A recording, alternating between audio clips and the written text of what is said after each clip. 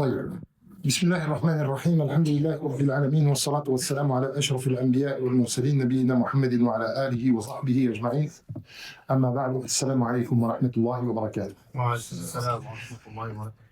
Aujourd'hui, bifadlillahi azza wa jal, et par sa faveur et sa miséricorde, nous avons l'occasion de nous retrouver ensemble pour nous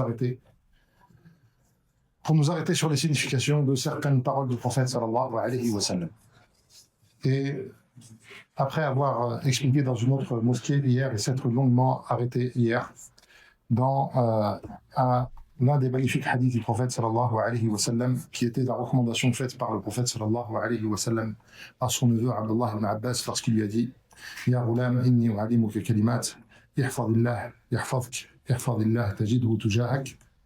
Dans ce hadith, donc hier nous nous sommes arrêtés hier sur le hadith dans lequel le prophète sallallahu alayhi wa sallam fait une recommandation à Abdullah ibn Abbas, son neveu, et qui lui enseigne ces nobles paroles en lui disant ô enfant, je vais t'enseigner certaines paroles, garde Allah Ta'ala et Allah Ta'ala te gardera. Garde Allah et tu trouveras Allah Ta'ala devant toi. Nous avons expliqué ce hadith hier et aujourd'hui, et ce hadith d'hier portait sur la relation du croyant avec le Seigneur et le fait que le croyant espère tout de son Seigneur.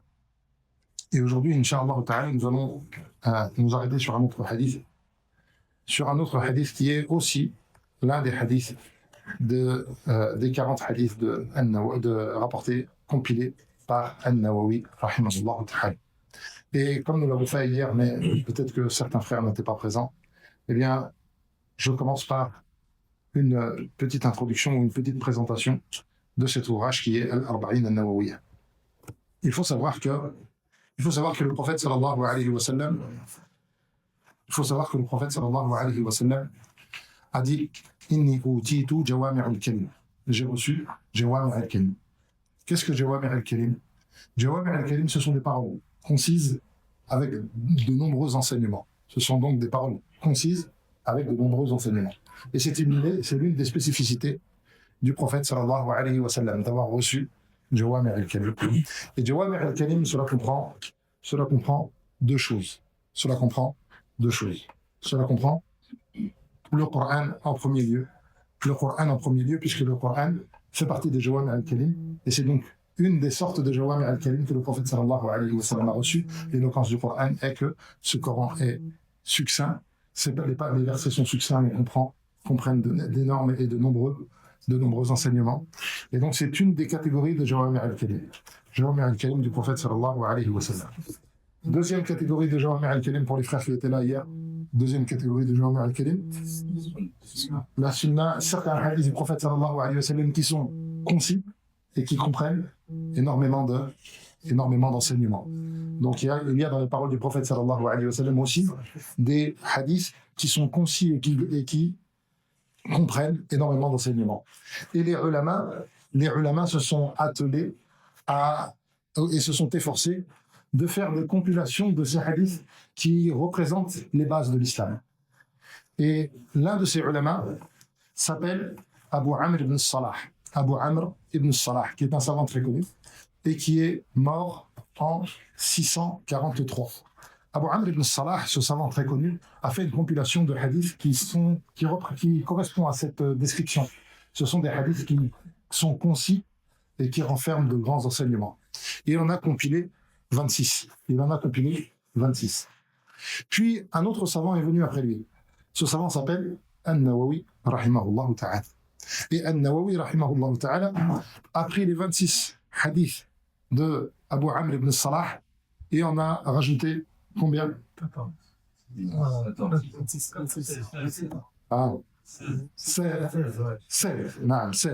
C'est pour faire 42. 26 et 16, 42. Il a donc rajouté 16 hadiths. Hier, j'ai peut-être dit 26, je me suis trompé. C'était une erreur de calcul. En tout cas, il est arrivé à 42 hadiths. Et dans l'un des titres, il y a 2 hadiths, donc en réalité, ils sont 43. Pourquoi est-ce qu'il en a regroupé 42? Parce que dans l'un des hadiths rapportés par le prophète sallallahu alayhi wa sallam, il est dit que celui qui regroupe 40 hadiths pour la communauté sera ressuscité parmi parmi les fuqaha, parmi les savants.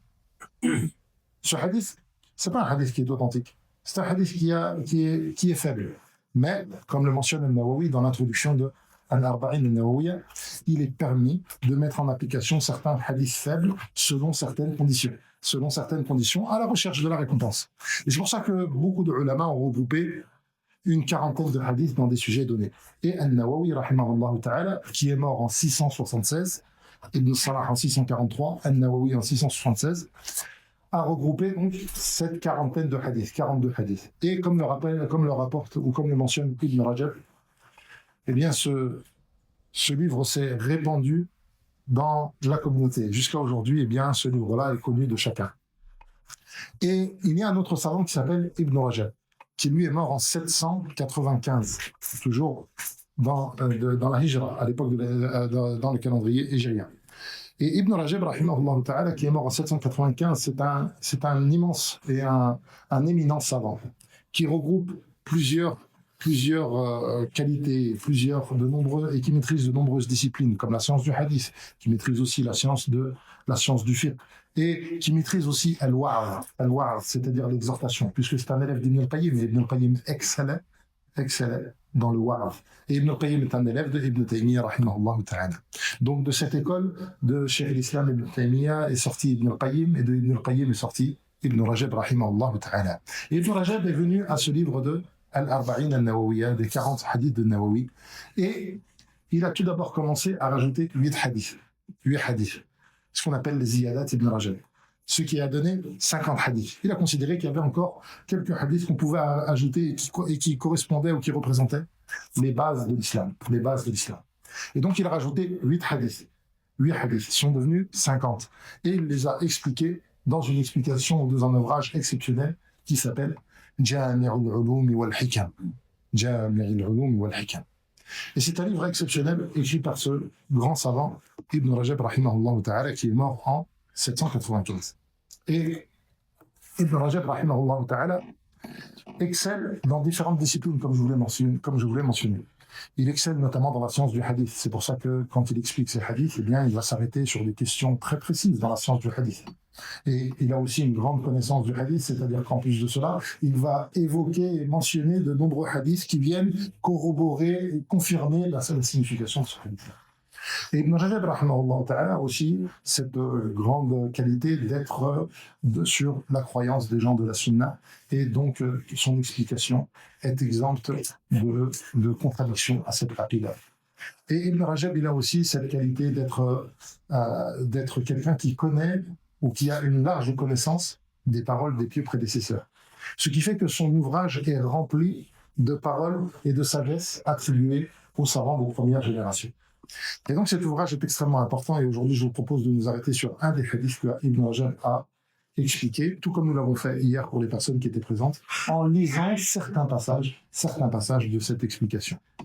Et ici on verra que une autre spécificité d'Ibn Rajab, rahimahullah ta'ala, c'est sa capacité de traiter ou d'étudier certaines questions en profondeur. Et donc ce livre-là, ce n'est pas seulement un livre d'exhortation, mais c'est aussi un livre dans lequel des questions très précises du ilm de la science sont traitées, et des questions que parfois on ne trouve que très difficilement dans d'autres ouvrages.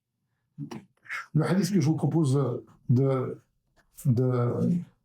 sur lequel je vous propose de nous arrêter aujourd'hui, c'est le hadith que le prophète sallallahu alayhi wa sallam, c'est cette parole que le prophète sallallahu alayhi wa sallam a dit à deux de ses compagnons, Abu Dharr et Mu'adh ibn Jabal, lorsque le prophète sallallahu alayhi wa sallam a dit Ittaqillaha haythuma kunt, crains Allah ta'ala où que tu sois.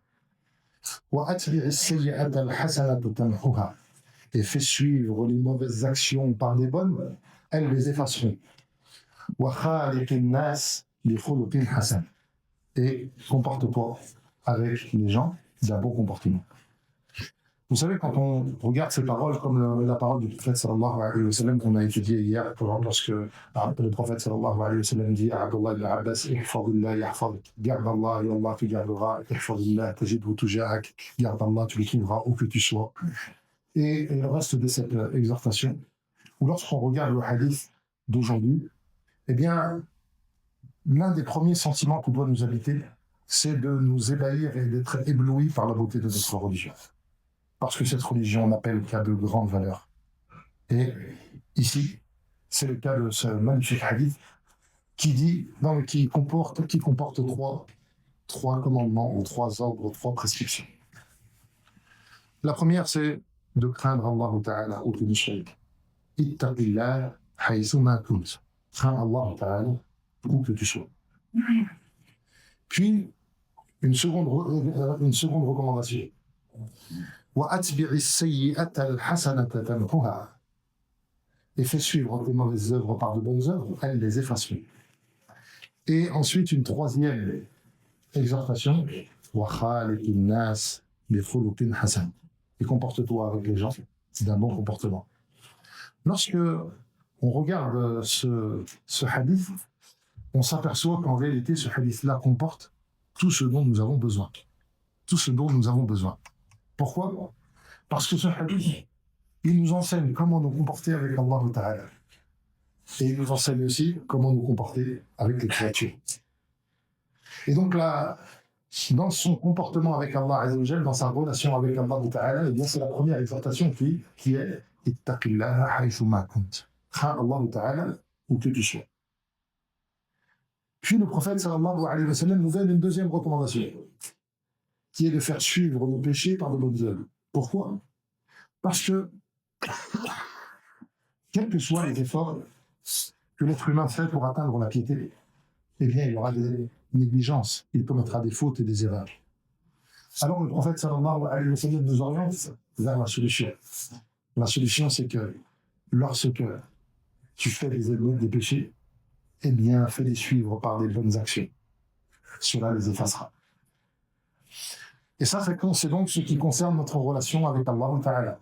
Ce qui concerne notre relation avec Allah Ta'ala. Puis la deuxième relation, il reste à savoir comment doit-on se comporter avec les gens. Eh bien, le prophète sallallahu alayhi wa sallam dit wa khaliqin nas bi khuluqin hasan. Arrêtons-nous donc ensemble sur l'explication de ce hadith. Tout d'abord, il faut savoir qu'il y a de nombreux hadiths qui viennent corroborer et confirmer ce qu'il y a dans ce hadith. On a notamment le hadith de Abu Huraira radiyallahu anhu, dans lequel le prophète sallallahu alayhi wa sallam fut interrogé Ma akfaru ma yudkhilu an-nas al-jannah. Quelle est la chose qui fait le plus rentrer les gens au paradis? Et le prophète sallallahu alayhi wa sallam a dit Taqwa Allah wa husnul khuluq. C'est la piété et le bon comportement. ابن رجب رحمه الله تعالى dit فهذه الوصية وصية عظيمة جامعة لحقوق الله وحقوق عباده فإن حق الله على عباده أن يتقوه حق تقاته. Ce hadith, c'est un immense conseil donné par le prophète sallallahu alayhi wa sallam qui contient à la fois comment accomplir ou s'acquitter des droits d'Allah et comment s'acquitter des droits des créatures. Car le droit d'Allah Ta'ala envers les créatures, c'est de le craindre.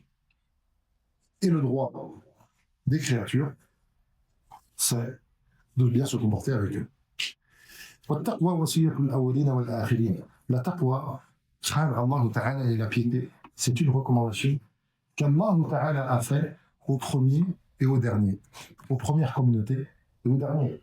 Allah Ta'ala dit dans le Coran وَلَقَدْ وَصَّيْنَا الَّذِينَ أُوتُوا الْكِتَابَ مِنْ قَبْلِكُمْ وَإِيَّاكُمْ أَنِ اتَّقُوا اللَّهَ. Et nous avons recommandé à ceux qui vous ont précédés, et qui ont reçu le livre avant vous, et à vous-même de craindre Allah. Et donc cette taqwa, craindre Allah, être pieux, c'est très important. Être pieux, c'est très important, puisque c'est une exhortation, une recommandation qu'Allah Ta'ala a adressée non seulement à notre communauté, mais à la communauté précédente aussi. Mais alors, qu'est-ce que la taqwa? Qu'est-ce que la taqwa? Le mot taqwa, ça vient d'une racine arabe qui est waqiya. Et al-wiqaya, c'est la protection. Et donc la taqwa, c'est mettre entre soi-même et entre le châtiment une protection. C'est-à-dire se protéger du châtiment d'Allah Ta'ala. C'est pour ça que Ibn Rajab rahimahullah ta'ala dit حصر التقوى أن يجعل العبد بينه وبين ما يخافه ويحذره وقاية تقيه منه. La taqwa, c'est que le serviteur mette entre lui et entre ce qu'il craint, c'est-à-dire l'enfer, la punition, le châtiment, la colère d'Allah ta'ala, une protection. فتقوى العبد لربه أن يجعل بينه وبين ما يخشاه من ربه من غضبه وسخطه وعقابه وقاية تقيه من ذلك وهو فعل الطاعات وهو فعل طاعاته واجتناب نواهيه. Et donc, la taqwa, craindre Allah, on utilise souvent en français ce terme de craindre Allah ta'ala. En réalité, la taqwa, c'est un petit peu différent.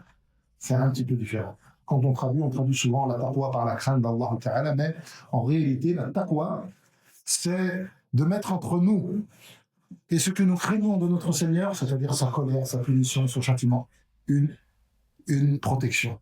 Et comment est-ce qu'on a une protection entre nous et entre le châtiment d'Allah ta'ala? Eh bien, c'est en faisant ce qu'Allah ta'ala nous ordonne et en délaissant ce qu'Allah ta'ala nous interdit. La taqwa, la piété, elle a été définie par différents savants dans des définitions différentes et qui nous rapprochent ce sens. Et la plus connue d'entre elles, c'est l'explication ou la définition qu'a donnée un savant qui s'appelle Talq ibn Habib, qui fait partie des premières générations et qui disait Al-taqwa an ta'amala bi ta'atillah.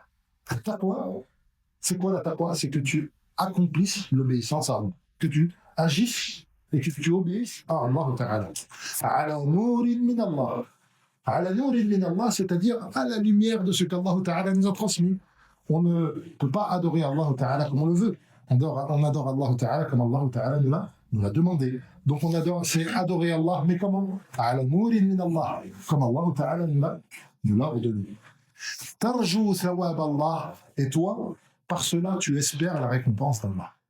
Et en fait, dans cette définition de Talq ibn Habib, elle est particulièrement précise, parce qu'elle nous enseigne aussi que si tu veux accomplir ce qu'Allah Ta'ala t'a ordonné, eh bien, il y a deux conditions qui sont de le faire comme Allah Ta'ala nous l'a ordonné, et de le faire dans le but d'obtenir la récompense d'Allah Ta'ala. Et ça, ce sont les deux conditions sans lesquelles les œuvres ne sont pas acceptées, puisqu'une œuvre ne peut être acceptée que si elle est faite conformément à ce que le prophète sallallahu alayhi wa sallam nous a transmis et qu'elle est faite simplement pour obtenir la satisfaction d'Allah Ta'ala.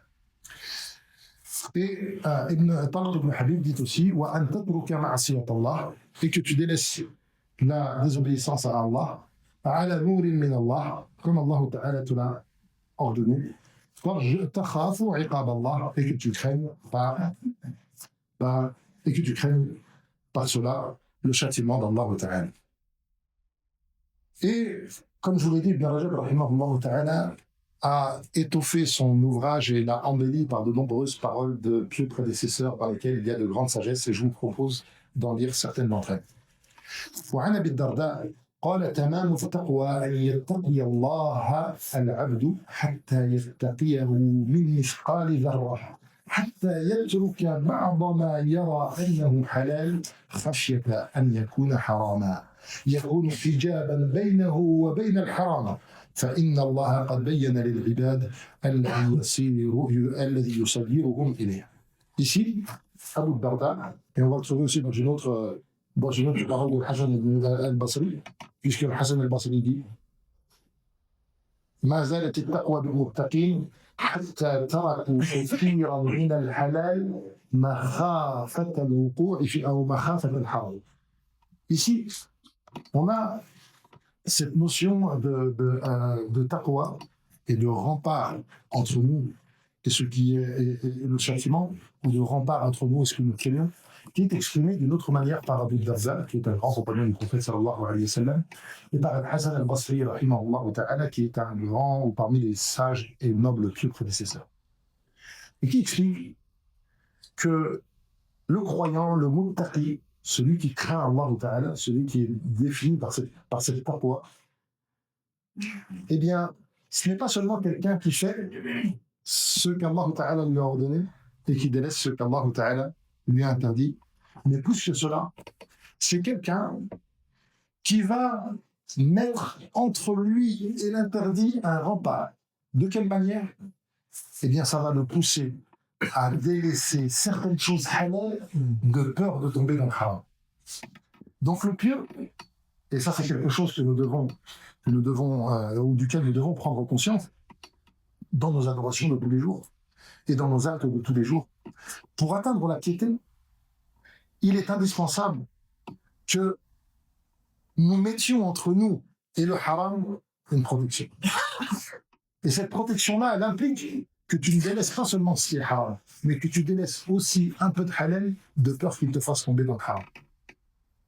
Donnons l'exemple des prières nawafil, des rawatib. Des prières, par exemple, que l'on fait avant et après la prière, comme les deux unités qu'on fait après l'Isha. Elles ne sont pas obligatoires.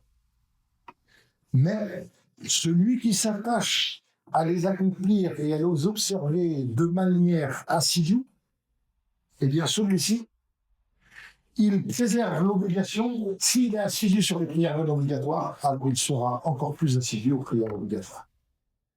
Et donc le muttaqi, c'est une personne qui, de peur de commettre ce qui est interdit, il va se mettre à faire attention à même ce qui n'est pas obligatoire et à ce qui n'est pas interdit. Pour donner un exemple, c'est comme une personne. Donnons un exemple d'une personne qui, par exemple, à chaque fois qu'il trouve de l'argent par terre, par exemple, ou qu'il trouve de l'argent quelque part, il se dit, ouais, c'est sûrement à moi, et il le met dans sa poche. Et puis il y a une autre personne qui, non, lui, à chaque fois qu'il trouve de l'argent, et qui peut-être, pourtant peut être à lui, il le trouve à tel endroit ou à tel endroit, c'est un exemple, bien sûr. Ça veut pas dire qu'il faut agir de cette manière-là, c'est un exemple pour illustrer. Cette personne-là, à chaque fois qu'elle trouve de l'argent dans laquelle il y a une chouba, peut-être qu'elle n'est pas à lui, eh bien, non, je la laisse. Cette personne-là qui prend tant de précautions de peur de tomber dans le haram, eh bien, il serait étonnant qu'un jour on entende que celui-ci faisait riba, ou que celui-ci il ne se souciait pas de l'argent haram. Non, on sait que du moment où lui, il est scrupuleux au point de délaisser au moindre doute, eh bien cela, on ne pense pas de lui qu'il pourra tomber dans le haram. Donc, pour arriver à cette taqwa, il est important qu'on comprenne que l'on doit se protéger de ce qui est haram, même en délaissant parfois certaines choses douteuses. C'est pour ça que le prophète sallallahu alayhi wa sallam disait, dans l'un de ses hadiths d'ailleurs, qui est de Al-Arba'in al-Nawawiyya, Al-Haram bayyin, Al-Halal bayyin, Wal-Haram bayyin. Le halal est clair, et le haram est clair. وَبَيْنَهُمَا أُمُورٌ مُشْتَبِهَاتٌ. Et il y a entre les deux des choses douteuses. فَمَنْ تَرَكَ الشُّبُهَاتِ, celui qui délaisse les choses ambiguës, فَقَدْ اسْتَبْرَأَ لِدِينِهِ وَعِرْضِهِ. Celui qui a délaissé les choses ambiguës, il aura protégé sa religion. Comment il aura protégé sa religion? Il aura protégé sa religion puisque du moment où il va délaisser certaines choses ambiguës, alors il a se protégé à plus grande raison encore de ce qui est haram. Il s'est donc protégé de ce qui est haram. Et il a protégé aussi son honneur. Il a protégé son honneur et sa religion. Pourquoi est-ce qu'il a protégé son honneur aussi? Eh bien parce que lorsque les gens vont le voir commettre des choses un peu douteuses, même s'ils lui considèrent que c'est halal, eh bien ils vont commencer à se dire, celui-là, il a commis quelque chose de haram, il a commis quelque chose de... Donc il préserve son honneur en délaissant des choses douteuses. ابن رجب dit وفي الجملة فالتقوى هي وصية الله لجميع خلقه. Dans l'ensemble, cet appel à la piété, c'est une recommandation qu'Allah Ta'ala a fait à l'ensemble de ses créatures. Et en plus de ça, c'est aussi la wasiya que le prophète sallallahu alayhi wa sallam a fait à sa communauté. ووصية رسول الله صلى الله عليه وسلم لأمته. وكان صلى الله عليه وسلم إذا بعث أميرا على سرية أوصاه في خاصة نفسه بتقوى الله. Et lorsque le prophète sallallahu alayhi wa sallam envoyait une expédition, il recommandait à celui qui l'admenait de craindre Allah Ta'ala.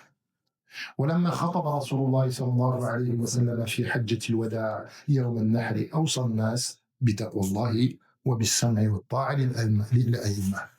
Et lorsque le prophète sallallahu alayhi wa sallam a fait l'une de ses dernières recommandations dans un sermon émouvant, poignant, qui est l'un des derniers sermons entendus par beaucoup de compagnons du prophète sallallahu alayhi wa sallam, qui est ce sermon qu'on appelle le sermon de l'adieu, qui est le fait que le prophète sallallahu alayhi wa sallam a fait un discours pendant le pèlerinage d'adieu. Eh bien, il a commencé à dire, il a commencé par quoi? Par appeler à la piété, ce qui nous montre l'importance de cette piété. C'est aussi une recommandation que le prophète sallallahu alayhi wa sallam a fait à un autre moment dans le hadith de Irbad ibn Sariyah. Ce hadith de Irbad ibn Sariyah, lorsque il dit que le prophète sallallahu alayhi wa sallam a dit qu'il nous a fait une maw'idha zarafat minha al-uyun wa wajilat minha al-qulub. Il nous a fait une exhortation qui a fait couler nos larmes et qui a fait vaciller nos cœurs et qui a fait frémir nos cœurs. Et on s'est dit, ya Rasulallah, ka'annaha maw'idhatun muwaddi'. Ils se sont dit, ya Rasulallah, on dirait que c'est une exhortation d'adieu. Regardez l'amour des compagnons du prophète sallallahu alayhi wa sallam et la bonté du messager du prophète sallallahu alayhi wa sallam qui fait à ses compagnons les dernières exhortations avant de mourir. Ka'annaha maw'idhatun muwaddi'. On dirait que c'est une exhortation d'adieu. Fa'awsina. Alors, conseille-nous, regardez ici l'envie des compagnons, eux qui voient et eux qui sentent que le prophète sallallahu alayhi wa sallam va les quitter. Ils veulent une dernière maw'idha, ils veulent une dernière exhortation. Donne-nous un conseil qui va nous permettre d'être sauvés, de sauver nos âmes. Fa'awsina. Alors conseille-nous. Et dans ce moment qui est un conseil d'adieu, une exhortation finale, si tu devais faire un conseil d'adieu, la dernière chose que tu devais dire à quelqu'un, tu lui donnerais la chose la plus précieuse. Et le prophète sallallahu alayhi wa sallam commence par la wasiyya bi taqwallah, le fait de craindre Allah ta'ala. Et tout cela nous montre à quel point cette taqwa, cette crainte d'Allah ta'ala est une chose importante.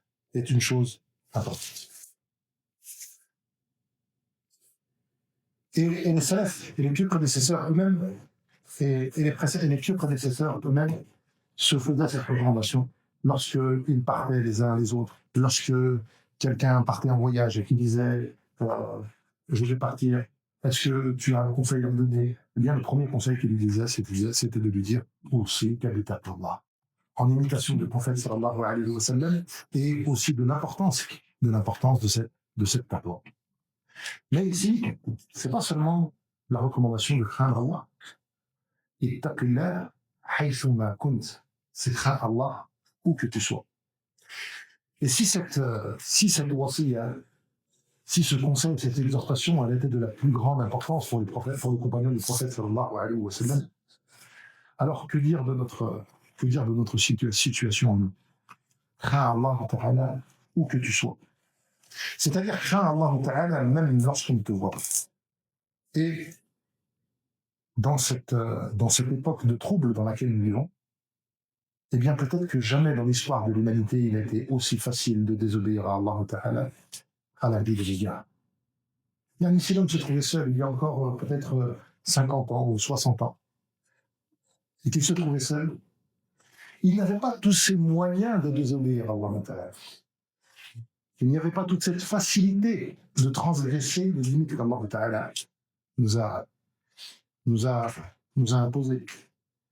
Et aujourd'hui, eh bien, la tentation est extrêmement forte. S'abstenir de désobéir à Allah ta'ala à travers ces téléphones ou à travers ces nouveaux moyens de communication. Eh bien, cette tentation à notre époque-là, à l'époque dans laquelle nous vivons, c'est une époque qui est extrêmement dure, qui n'est qu'en réalité que l'une des significations de ce hadith dans lequel le prophète sallallahu alayhi wa sallam dit « Ya'ti zamanun al-qabidu ala dinihi al-nafsiku bidinihi kal-qabidi ala jamr » Il viendra un moment où s'attacher à sa religion, ce sera encore plus dur que de s'attacher à une braise.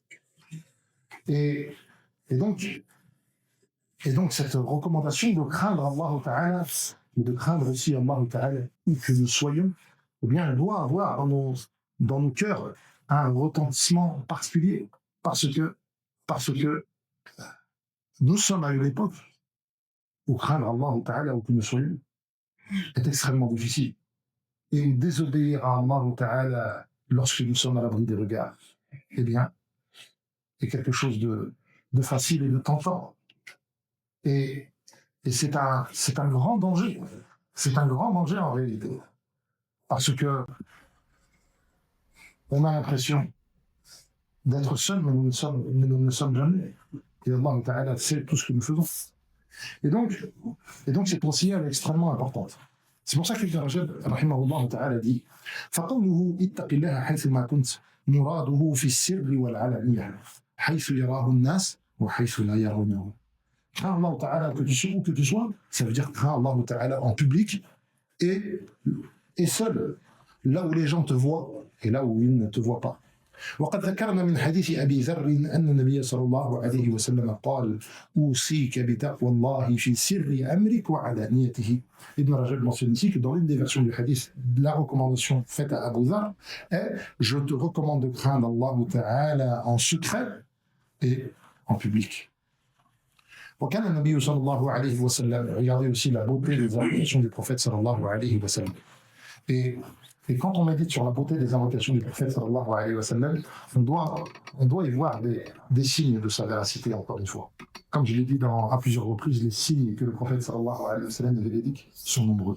Quand on invoque Allah Ta'ala, chacun d'entre nous, eh bien, en réalité, ces invocations sont la traduction de notre ambition. Ce sont les choses que nous aimons, les choses que nous recherchons, les choses que nous espérons. Eh bien, on voit à quel point le prophète sallallahu alayhi wa sallam était pieux à travers ses invocations. Et quand on regarde qu'est-ce que le prophète sallallahu alayhi wa sallam demandait, c'est-à-dire qu'est-ce que le prophète sallallahu alayhi wa sallam espérait, qu'est-ce que le prophète sallallahu alayhi wa sallam attendait de ses vies, eh bien on s'aperçoit que le prophète sallallahu alayhi wa sallam demande le pardon, qu'il demande la satisfaction d'Allah Ta'ala, qu'il demande la piété, qu'il demande ces grandes notions qui ne peuvent que provenir d'un cœur véridique et d'un cœur pieux. Et le prophète sallallahu alayhi wa sallam, dans ce sujet de taqwa, de la piété, de la crainte d'Allah Ta'ala, en secret, eh bien, on voit que le prophète sallallahu alayhi wa sallam, parmi ces deux ayats, il y avait As'aluka khashyataka fil ghaybi wa shahada. Et je te demande de te craindre, aussi bien en secret qu'en public. Wa khashyatullahi fil ghaybi wa shahada hiya min al-munjiyat. Ibn Rajab dit وخشية الله في الغيب والشهادة هي من المنجيات. Le fait de craindre Allah Ta'ala en secret et en public, ça fait partie des choses qui sauvent de l'enfer, qui sauvent de la punition et du châtiment. Il y a différentes, encore une fois, paroles de pieux prédécesseurs et mentionnées par Ibn Rajab, rahimahullah ta'ala, et notamment cette parole de l'imam al-Shafi'i, rahimahullah ta'ala, qui reflète la difficulté et la dureté qu'il y a dans cette crainte. Ce n'est pas une chose facile. Et si l'imam al-Shafi'i, rahimahullah ta'ala, qui est l'imam al-Shafi'i, et qui le dit il y a plus de 1200 ans, dit A'azzul ashya' salaf. Les choses les plus dures sont au nombre de 3. Al-Joud ma'al qilla, être généreux lorsqu'on manque, lorsqu'on n'a pas beaucoup. Wal-wara'u fi al-wara', le fait de rester pieux lorsqu'on est seul. Le fait d'être précautionneux lorsqu'on est seul. Wa kalimatul haqq 'inda man yurja wa yukhaf, et dire la vérité devant une personne qu'on craint et qu'on espère. Vous savez, des fois, quand on a une personne dont on espère peut-être qu'elle nous donne une chose, c'est beaucoup plus dur de dire la vérité devant elle, de lui dire ce que tu dis est faux, ou ce que tu fais est mal. Et donc, ça fait partie des 3 choses les plus dures. Et donc, le Shafi'i, rahimahullah ta'ala, compte parmi ces 3 choses qui sont les plus dures, il y a al-wara'u fi al-hawa. Al-wara', qui est ce scrupule, cette précaution du peur de faire quelque chose de mal, et bien de l'avoir aussi, d'avoir cette précaution-là, même lorsqu'on est seul. Ibn Rajab dit aussi وكان وهيب بن الورد يقول خف الله على قدر قدرته عليك واستحي منه على قدر قربه منك. وقال له رجل نعم. Wahib ibn Khalid, Wahib ibn al-Ward, qui est un savant parmi les générations anciennes, exprimait cette importance de craindre Allah Ta'ala où que nous soyons. Il disait crains Allah autant qu'Allah Ta'ala est tout-puissant et est capable de te prendre, de te toucher ou de te toucher par un châtiment ou de te combler de ses bienfaits. Crains Allah autant qu'il est capable. Et honte de lui, fait preuve de rigueur envers lui, autant qu'il connaît ce que tu fais. Et donc ici, il y a cette notion de haya, de pudeur face à Allah Azza wa Jalla. Parce que tout comme nous nous abstiendrions de faire des choses laides devant nos semblables, eh bien, on doit encore plus s'abstenir de commettre des choses laides devant celui qui nous a créés. Et Allah Ta'ala nous voit dans chacun de nos faits et gestes, dans chacun de nos actes. C'est pour ça que certains disaient Al-Muraqabah, le fait de Al-Muraqabah, de faire toujours attention à ce que nous faisons, c'est savoir qu'Allah Ta'ala est proche de nous, est toujours proche de nous. D'autres disaient, Al-Junayd, qui est un noble savant des premières générations, on lui dit, Al-Junayd, aide-nous ou dis-nous, qu'est-ce qui pourrait nous aider à baisser notre regard? Qu'est-ce qui peut nous aider à baisser notre regard et à ne pas regarder ce qui est interdit? Et Al-Junayd a répondu, c'est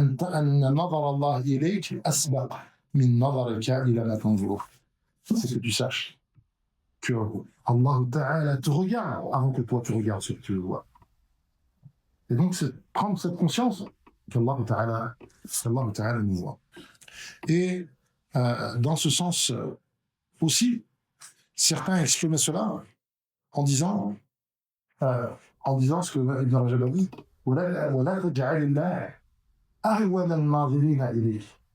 ne sois pas comme une personne pour qui celui qui les regarde et qui a le moins d'importance, c'est Allah. Ne considère pas que le moins important de qui te regarde, c'est Allah. Vous savez, quand une personne désobéit à Allah, et qu'elle n'ose pas le faire devant les gens, elle donne de l'importance. Elle donne de l'importance à ces personnes-là. Et elle n'ose pas faire ce qui est mal devant elle. Eh bien, quand on désobéit à Allah, lorsque nous sommes seuls, c'est comme si le moins grave, le moins important, c'est qu'Allah Ta'ala on voit, et que c'est même moins important et moins grave encore que tu regardes les autres. Et Ibn Rajab dit وَمَنْ صَارَ لَهُ هَذَا الْمَقَامِ حَالًا دَائِمًا أَوْ غَالِبًا فَهُوَ مِنَ الْمُحْسِنِينَ الَّذِينَ يَعْبُدُونَ اللَّهَ كَأَنَّهُمْ يَرَوْنَهُ وَمِنَ الْمُحْسِنِينَ الَّذِينَ يَجْتَنِبُونَ كَبَائِرَ الْإِثْمِ وَالْفَوَاحِشِ إِلَّا اللَّمَمَ. Et celui qui agit de cette manière-là, il fait partie du muhsinin. Qui est le muhsinoun? Dans Hadith Jibril, lorsque le prophète sallallahu alayhi wa sallam décrit l'ihsan, il mentionne que l'ihsan, c'est que tu adores Allah Ta'ala comme si tu le voyais. Et ici on peut traduire de deux manières.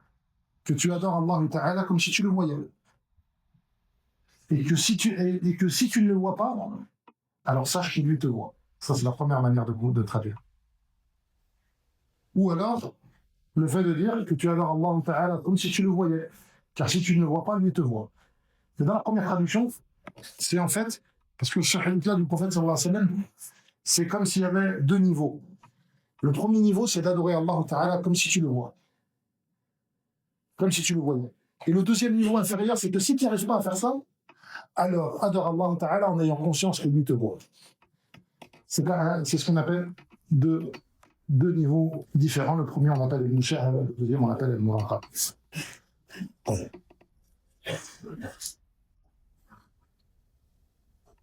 Et dans les paroles des pieux prédécesseurs et des savants de la communauté qui renvoient à cela, il y a cette parole d'Abu Sulaiman qui dit الخاسر من أبدى للناس صالح عمله وبارز بالقبيح من هو أقرب إليه من حبل الوريد. Il dit celui qui a perdu, celui qui est un fervent, c'est celui qui montre aux gens ses plus belles œuvres et qui montre à celui qui est plus proche de lui pourtant le pire de ce qu'il fait. Et c'est un peu, c'est un comportement qui peut facilement nous attirer, le fait de montrer les meilleures œuvres aux gens et puis de faire le pire lorsque nous sommes seuls, alors qu'en réalité Allah Ta'ala est plus proche de nous alors qu'Allah Ta'ala est proche de nous. Puis Ibn Rajab rahimahullah ta'ala mentionne différentes paroles. Ensuite, le prophète sallallahu alayhi wa sallam dit وَأَتْبِعِ السَّيِّئَةَ الْحَسَنَةَ تَمْحُهَا, et fais suivre tes mauvaises œuvres par de bonnes œuvres, elles les effaceront. Ici, premièrement, quelle est cette bonne action? Est-ce que c'est toutes les bonnes actions ou est-ce que c'est une bonne action particulière? Tout d'abord, la bonne action ici fait suivre tes mauvaises œuvres par une bonne action. La première bonne action qui doit nous venir à l'esprit, c'est la tawbah, c'est le repentir. Parce que le repentir est la cause de l'effacement des péchés. Fais suivre tes péchés par le repentir. Fais suivre tes péchés par une bonne action qui est le repentir, et il sera effacé. Et le repentir, c'est une œuvre immense qu'Allah Ta'ala aime. Et les hadiths qui parlent du repentir sont nombreux et qui parlent de l'élite du repentir sont extrêmement nombreux. Et le repentir, c'est une œuvre qu'Allah Ta'ala aime, alors que c'est le serviteur qui a péché, qui a commis un péché. Et Allah Ta'ala aime le repentir au point que le prophète sallallahu alayhi wa sallam dit لَوْ لَمْ تُذْنِبُوا لَذَهَبَ اللَّهُ بِكُمْ وَلَا أَتَى بِقَوْمٍ يُذْنِبُونَ فَيَسْتَغْفِرُونَ اللَّهَ فَيَغْفِرُ لَهُمْ. Si vous ne commettiez pas de péché, Allah Ta'ala vous enlèverait de la surface de la terre. Et il mettrait sur terre des gens qui commettent des péchés. Mais il lui demanderait pardon et il leur pardonnerait. Parce qu'en réalité, dans ce repentir, on y voit la qualité de l'être humain. La qualité de l'être humain qui est la qualité de notre Père. La qualité de Adam alayhi salam.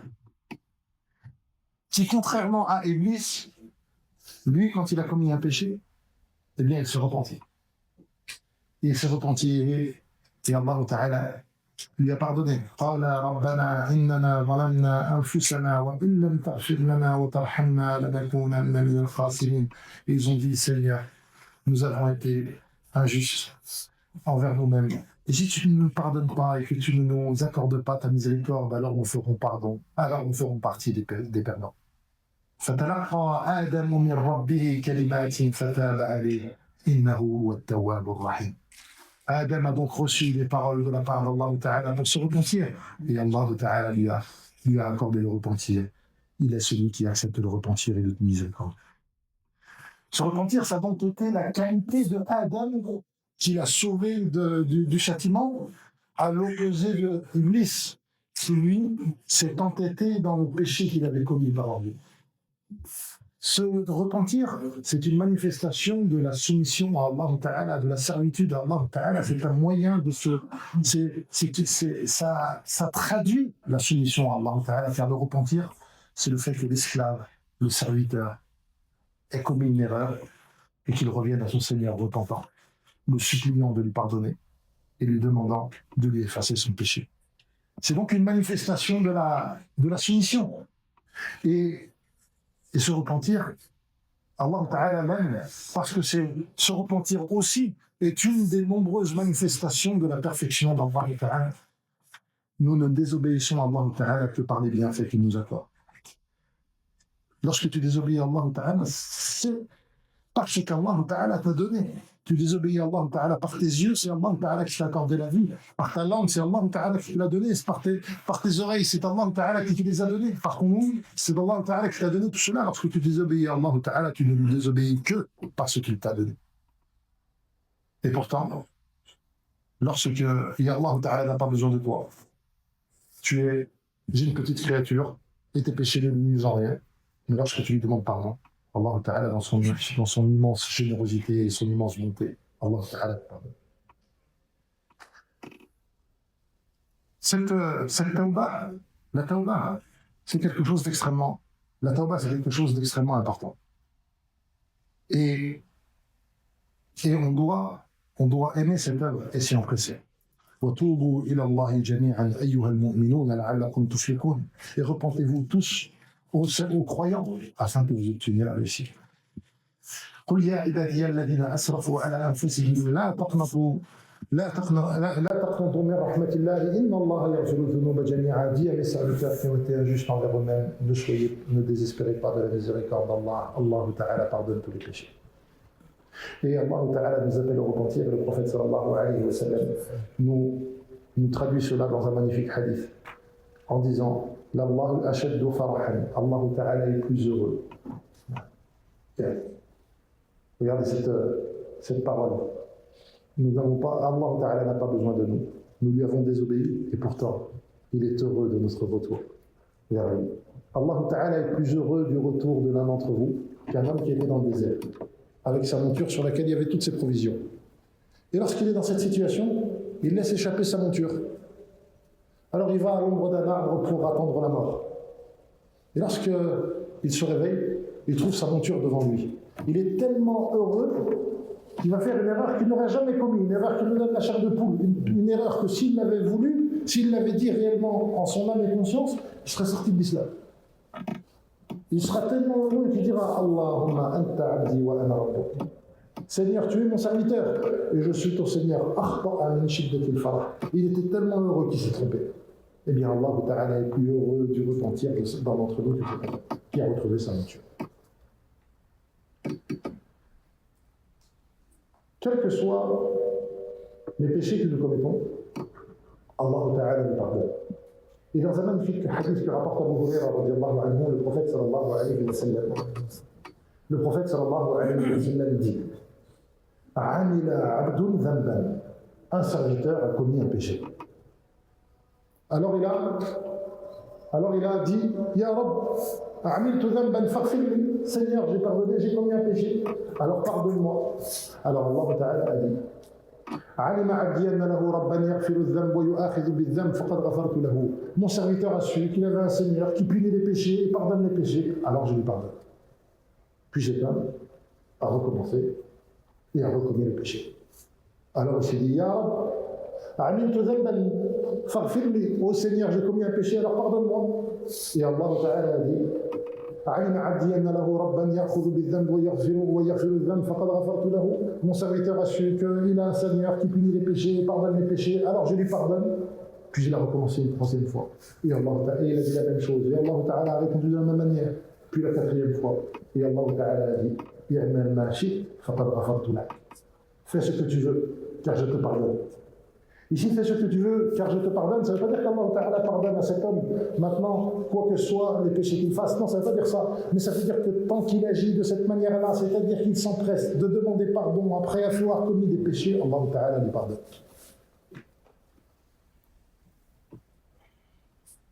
Ibn Rajab, rahimahullah Ta'ala, a ensuite mentionné ici donc cette question, et il a mentionné justement cette maladie que certains peuvent avoir et de se dire mais moi je fais toujours des péchés, pourquoi est-ce que je continue à demander pardon? N'ai-je pas honte de continuer à demander pardon alors que je commets toujours les péchés?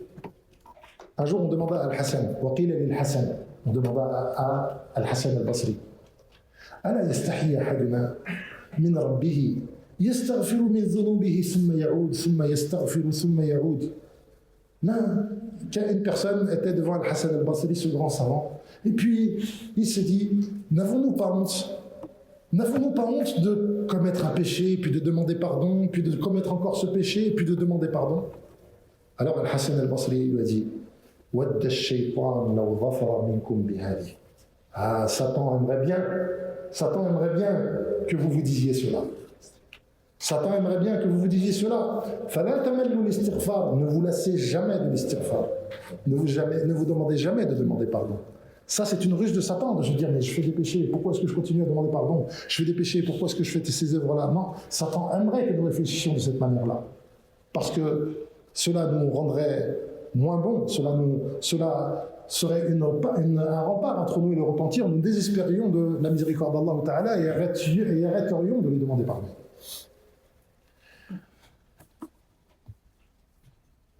Pour résumer, Inch'Allah Ta'ala, parce qu'il reste une dizaine de minutes.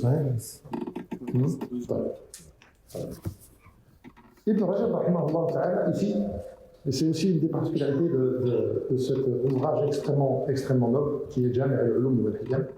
Ibn Rajab, ici, va aborder certaines questions. Des questions très précises. Des questions très précises. On a parlé tout à l'heure وَأَتْبِعِ السَّيِّئَةَ بِالْحَسَنَةِ أو الْحَسَنَةِ تَمْحُوهَا. Fais suivre le péché par une bonne action, elle l'effacera. Si on dit la bonne action ici, c'est la tawba, il n'y a pas de problème, quel que soit le péché, Allah Ta'ala pardonne tous les péchés par la tawba. Quelle que soit la grandeur du péché, Allah Ta'ala pardonne tous les péchés par la tawba. Mais si on se demande, est-ce que les autres hasanat, est-ce que la prière, est-ce que le jeûne, est-ce que la zakat, est-ce que le hajj, est-ce que les autres œuvres, elles, peuvent aussi effacer les péchés? Ici, il y a un point sur lequel il n'y a pas de problème. C'est que si le mot sayyi'ah dans le verset fait suivre tes mauvaises actions par tes fait suivre tes mauvaises actions par des hasanat, elles les effaceront. Si on se dit les mauvaises actions ici, ce sont les péchés mineurs, alors oui, les bonnes actions sont cause d'expiation des péchés mineurs. Le prophète sallallahu alayhi wa sallam mentionne que lorsque le prophète sallallahu alayhi wa sallam dit est-ce que si une rivière passait devant la porte de l'un d'entre vous, et qu'il s'y lavait 5 fois par jour, est-ce qu'il serait encore sale? Les compagnons diront non, ya Rasulallah. Il dit, eh bien, c'est l'exemple des 5 prières et des péchés. Les prières expient les péchés. Donc on voit bien que des bonnes actions lavent le croyant des péchés.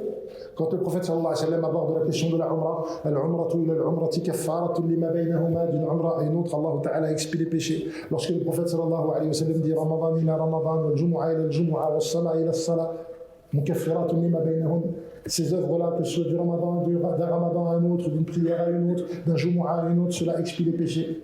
Il n'y a pas de problème sur le fait que cela expie les péchés mineurs. Que cela expie les péchés mineurs. Mais est-ce que cela expie aussi les péchés majeurs? Est-ce que quelqu'un qui a commis un grave péché, eh bien, ce grave péché peut être expié par les hasanat? Ici, beaucoup de ulama, la plupart des ulama, alors ici, tout d'abord, on peut faire une exception pour le hajj. Le hajj est l'expiation. Le hajj permet de pardonner les péchés majeurs et les péchés mineurs. Les péchés majeurs et les péchés mineurs. Et pourquoi? Parce que le prophète sallallahu alayhi wa sallam dit Man hajja wa lam yarfuth wa lam yafsuq raja'a ka yawmi waladathu ummuhu. Celui qui fait le hajj et qui n'a pas prononcé de paroles obscènes et qui n'a pas commis de graves péchés, celui-ci reviendra comme le jour où sa mère l'a mis au monde, c'est-à-dire débarrassé de tous ses péchés. Mais pour les autres œuvres, est-ce qu'elles expient les péchés et les grands péchés? En principe, non. C'est l'avis de l'immense majorité des ulama. C'est l'avis de l'immense majorité des ulama. Les bonnes œuvres ne suffisent pas pour obtenir le pardon des grands péchés. Et il faut faire quelque chose de supplémentaire qui est le fait de se repentir. C'est pour ça qu'Allah Ta'ala dit « In tajtanibu kaba'ira ma tunhawna anhu nukaffir ankum sayyi'atikum » Si vous vous éloignez des grands péchés, Allah Ta'ala vous pardonnera les petits.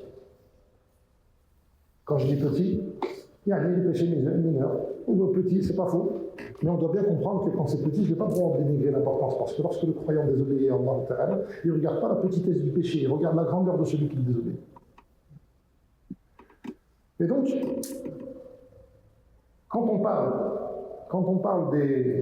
de cette question-là, est-ce que les bonnes œuvres permettent de pardonner les grands péchés? La réponse est, dans l'ensemble, la réponse est non, il faut se repentir. La réponse est non, il faut se repentir. Parce que si on disait qu'il suffit de faire la prière pour ne plus avoir péché, de grands péchés, ça voudrait dire qu'il n'est plus obligatoire de faire le repentir.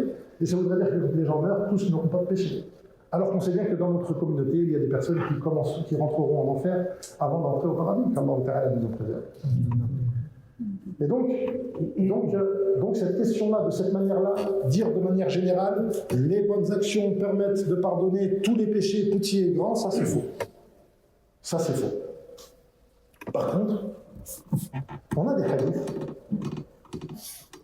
dans lesquels on voit qu'une œuvre qui peut sembler minime, petite, a été la cause du pardon de péchés immenses. Il y a ce hadith dans lequel le prophète sallallahu alayhi wa sallam dit que dans les communautés qui nous ont précédés, une femme avait commis imra'atun baghiya, une femme qui avait commis la fornication. Comment Allah Ta'ala nous préserve de ce péché hideux.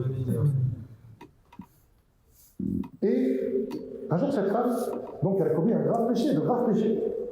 Elle marchait sur une route. Et assoiffée sous le soleil, elle a aperçu un puits. Elle a donc bu de l'eau de ce puits. Et puis, après avoir bu, elle a aperçu un chien qui était assoiffé tout comme elle.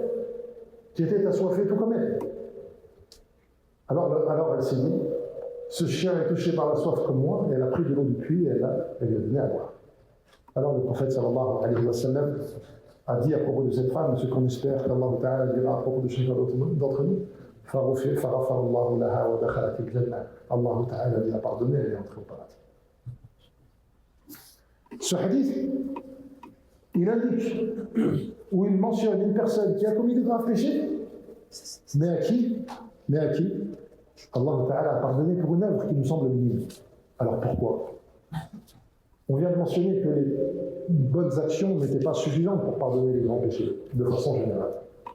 Eh bien, c'est en réalité que les actions, elles peuvent paraître minimes dans la manière dont elles les voient.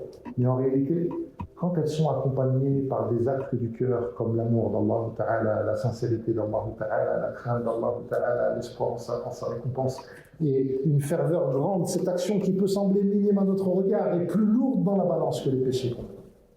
Et à ce moment-là, donc, certaines bonnes actions, lorsqu'elles sont faites avec une grande ferveur, une grande piété, une grande sincérité envers Allah Ta'ala, eh bien ces bonnes actions peuvent être la cause du pardon, même des grands péchés. Et dans l'ensemble,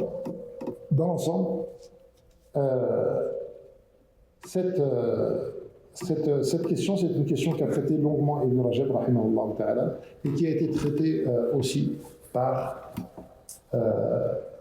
Cheikh l'Islam Ibn Taymiyyah, rahimahullah ta'ala, et par de nombreux savants. Je termine avec une autre question qu'Ibn Rajab mentionne ici. Dans ce hadith, il est dit et fait suivre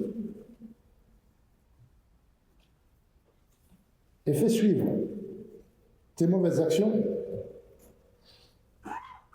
par de bonnes, elles les effaceront. Ibn Rajab s'est posé une question. Quand on commet un péché et qu'on demande pardon, et qu'on se repente, Allah Ta'ala accepte le repentir, Allah Ta'ala pardonne les péchés. Mais est-ce que le fait que les bonnes actions effacent les péchés, ça veut dire qu'ils sont effacés aussi dans le registre de nos œuvres ou pas? Mais peut-être que ces péchés que nous avons commis, ils sont pardonnés quand on se demande pardon. Mais que le jour où nos œuvres ne seront exposées, eh bien, ils seront quand même présents et seront quand même lus. Et donc, Ibn Rajab, rahimahullah ta'ala, dit ici, et excusez-moi, je veux essayer de trouver son kalam pour vous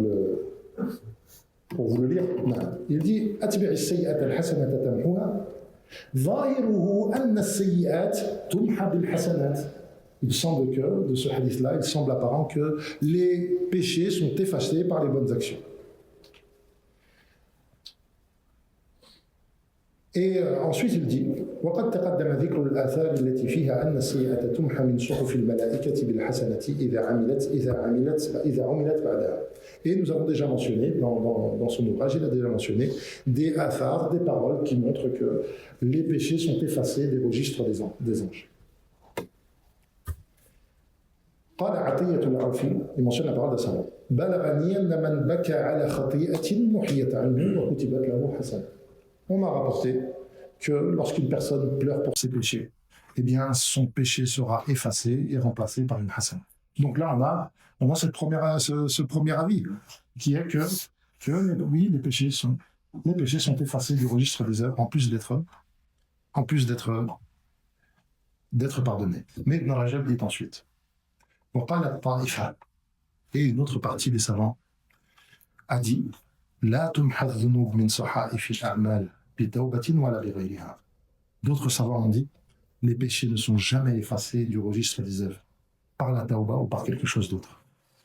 بل لا بد أن يوقف عليها صاحبها ويقرأها يوم القيامة. Et forcément, eh bien, le serviteur devra les lire et ils seront exposés pour lui يوم القيامة. واستدلوا بقوله تعالى ثواني وإن شاء الله نختم. واستدلوا بقوله تعالى, et je vous encourage à lire ce verset, c'est l'un des délits donc, sur lesquels se sont appuyés ces ulama, c'est le verset dans Surat Al-Kahf, dans lequel Allah Ta'ala dit وَوُضِعَ الْكِتَابُ, et ce jour-là le livre sera exposé, le registre des œuvres. فَتَرَى الْمُجْرِمِينَ مُشْفِقِينَ مِمَّا فِيهِ, et tu verras les criminels et ceux qui ont commis des péchés effrayés. وَقَالُوا مَا لِهَذَا الْكِتَابِ, en se disant mais qu'est-ce que ce livre, لَا يُغَادِرُ صَغِيرَةً وَلَا كَبِيرَةً إِلَّا أَحْصَاهَا وَوَجَدُوا مَا عَمِلُوا حَاضِرًا. Qu'est-ce que ce livre qui ne laisse ni rien de petit ou de grand et qui dénombre toutes choses. وَوَجَدُوا مَا عَمِلُوا حَاضِرًا, et ils trouveront ce qu'ils avaient commis. Et Ibn Rajab dit, ce dalil-là, c'est peut-être pas le meilleur pour indiquer cela. Pourquoi? Parce qu'ici, Allah Ta'ala parle des criminels, des mujrimin. Donc, c'est peut-être pas ceux qui se sont repentis. Mais malgré tout, on peut trouver un autre dalil. Ibn Rajab dit, فَمَنْ يَعْمَلْ مِثْقَالَ ذَرَّةٍ خَيْرًا يَرَهُ. Celui qui a fait un atome de bien le verra. Un atome moins, un tout petit peu de bien le verra. وَمَنْ يَعْمَلْ مِثْقَالَ ذَرَّةٍ شَرًّا يَرَهُ. Et celui qui fait un peu de mal le verra. Et donc c'est quelque chose qui est, quand on y réfléchit, quelque chose d'effrayant, car nous-mêmes aujourd'hui, si on nous demandait de lire quelque chose qu'on a écrit et duquel on a honte et qu'on nous demandait de le lire devant les gens, c'est une chose extrêmement honteuse. Et c'est pour cela que Al-Hassan al-Basri rahimahullah ta'ala disait, c'est pour ça que Al-Hassan al-Basri rahimahullah ta'ala disait في العبد يذنب ثم يتوب يستغفر الله يغفر له ولكن لا يمحاه من كتابه دون أن يقفه عليه. À propos du serviteur qui se repent et qui demande pardon à Allah Azza wa Jal, et bien malgré tout, cela ne sera pas effacé. ثم بكى الحسن بكاء شديدا. Et Al-Hassan s'est mis à pleurer fortement et à dire لو لم نبكي إلا للحياء من ذلك المقام لكان ينبغي لنا أن نبكي. Si nous ne devions pleurer que par honte de cette situation, cela sera bien suffisant pour nous faire pleurer. Et donc, voilà certains des points apportés par Ibn Rajab dans la fin du hadith. Le prophète sallallahu alayhi wa sallam nous encourage vers une dernière recommandation, qui est le fait de bien se comporter envers les autres, car bien se comporter envers les autres est une œuvre extrêmement noble, et de nombreux hadiths mentionnent les immenses récompenses du bon comportement, notamment le fait qu'il n'y a rien de plus lourd dans la balance que le bon comportement, ou le fait que l'homme atteint par son bon comportement les degrés de celui qui prie et qui jeûne. Et donc, cette dernière wasiya, que nous n'avons pas la possibilité de lire maintenant, eh bien, c'est aussi, dont on se contente de cette explication succincte maintenant, eh bien, c'est la fin de ce hadith, dans lequel le prophète sallallahu alayhi wa sallam dit, wa khaliqun nas bi khuluqin hasan, et comporte-toi avec les gens d'un bon comportement. Nas'alullah azza wa jal أن يغفر لنا ذنوبنا وينفعنا بما قلنا وبما سمعنا ونسأله أن يجعل ما قلنا وما سمعنا حجة لنا لا حجة علينا وأن يتقبل منا أعمالنا وأن يغفر لنا وأن يرزقنا الإخلاص في القول والعمل وصلى الله عليه وسلم وبارك الله فيكم.